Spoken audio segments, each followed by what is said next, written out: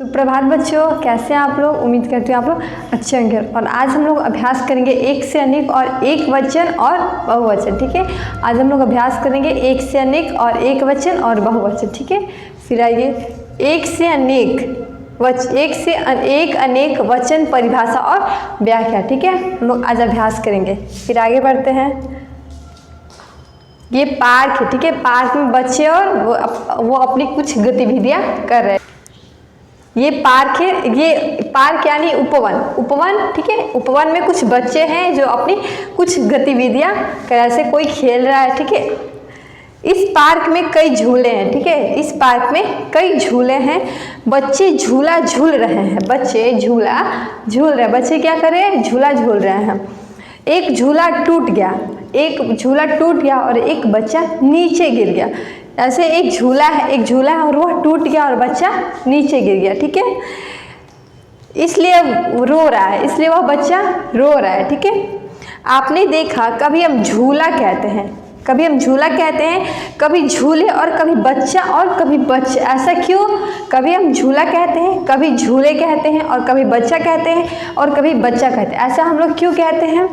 क्योंकि बच्चा और झूला शब्द उनकी एक संख्या के बारे में बताता है। बच्चा झूला उनकी एक संख्या के बारे में बताता है। ठीक है, बच्चे और झूले उनके अनेक या दो से अधिक संख्या के बारे में बताते हैं। ठीक है, बच्चा और झूला शब्द उनकी एक संख्या के बारे में बता रहे हैं, जबकि बच्चे और झूले उनकी अधिक संख्या के बारे में जानकारी दे रहे हैं। ठीक है, आइए फिर आगे बढ़ते हैं। शब्दों के ये रूप उनके वचन के बारे में बताते हैं, जैसे झूला, बच्चा, झूले, बच्चे। ये क्या बताते हैं? उनकी वचन के बारे में बताते हैं। ठीक है, इस प्रकार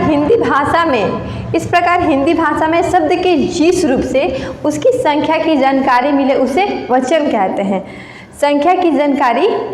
उनकी संख्या की जानकारी मिले उसे क्या बोलते हैं? वचन कहते हैं। ठीक है, वस्तु या व्यक्ति एक हो तो उसे हम लोग एक वचन कहते हैं। ठीक है, वस्तु या व्यक्ति एक हो तो उसे एक वचन कहते हैं, और एक से अधिक हो तो उसे बहुवचन कहते हैं। एक से अधिक हो या अनेक हो तो उसे हम लोग बहुवचन कहते हैं। ठीक है, जैसे यहाँ पे कुछ उदाहरण दिए हुए हैं। ठीक है, हम लोग उसको पढ़ेंगे। कुछ शब्दों के बहुवचन इस प्रकार है। ये एक वचन वाला शब्द है और ये बहुवचन वाला शब्द है। ठीक है, जैसे मेज एक वचन है और मेजे में एक मेज मतलब एक मेज। ठीक है, और मेजे मतलब बहुत सारा मेज। ठीक है, किताब, यहाँ पे एक किताब की बात हो रही है और यहाँ पे किताबें, बहुत सारी किताब या दो से अधिक किताबों के बारे में बात हो रही है। ठीक है, कक्षा, कक्षाएं, माला, मलाएं। ठीक है, बालिका, बालिकाएं, राखी, राखियाँ, रोटी, रोटियाँ, टहनियाँ। ठीक है, ये एक वचन वाले शब्द है और इनके बहुवचन वाले शब्द इधर है। ठीक है, चलिए आगे की गतिविधियों पर बढ़े। ठीक है, निर्देश दिए गए विकल्प में एक वचन और बहुवचन के सही जोड़े बनाकर दी गई तालिका में सही स्थान पर भरे। ठीक है, यहाँ पे एक वचन वाले शब्द को रखना है और यहाँ पे बहुवचन वाले शब्द को रखना है। ठीक है, तो हम लोग उसकी शुरुआत करते हैं। जैसे हम लोग पहला शब्द लेते हैं मटका। ठीक है, मटका एक वचन है और मटका का बहुवचन क्या होगा? मटके। तो मटका और मटके। ठीक है, मटके एक वचन बहुवचन। ठीक है, रिक्शा एक वचन, रिक्शे बहुवचन। ठीक है, तस्वीर।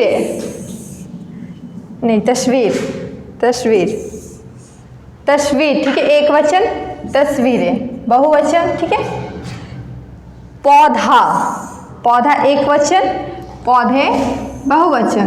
ठीक है, मटका, मटके, रिक्शा, रिक्शे, तस्वीरें, पौधे। ये एक वचन और ये बहुवचन। ठीक है, मक्खी, मक्खी, मक्खी एक वचन, मक्खिया, मक्खिया बहुवचन, ठीक है। दवाई एक वचन, दवाइयाँ बहुवचन, ठीक है। बीमारी एक वचन और बीमारियाँ बहुवचन, ठीक है। साइकिल और साइकिलें, ठीक है। तो ये थे हमारे कुछ एक वचन और बहुवचन के उदाहरण। हम लोग फिर से एक बार पढ़ लेते हैं। मटका एक वचन, मटके बहुवचन। रिक्शा एक वचन, रिक्शे बहुवचन। तस्वीर एक वचन, तस्वीरें बहुवचन। पौधा एक वचन, पौधे बहुवचन। मक्खी एक वचन, मक्खियाँ बहुवचन। दवाई एक वचन, दवाइयाँ बहुवचन। बीमारी एक वचन, बीमारियाँ बहुवचन, ठीक है। और अंतिम साइकिल और साइकिल एक वचन और साइकिलें बहुवचन। तो ये थे हमारे कुछ एक वचन और बहुवचन के उदाहरण।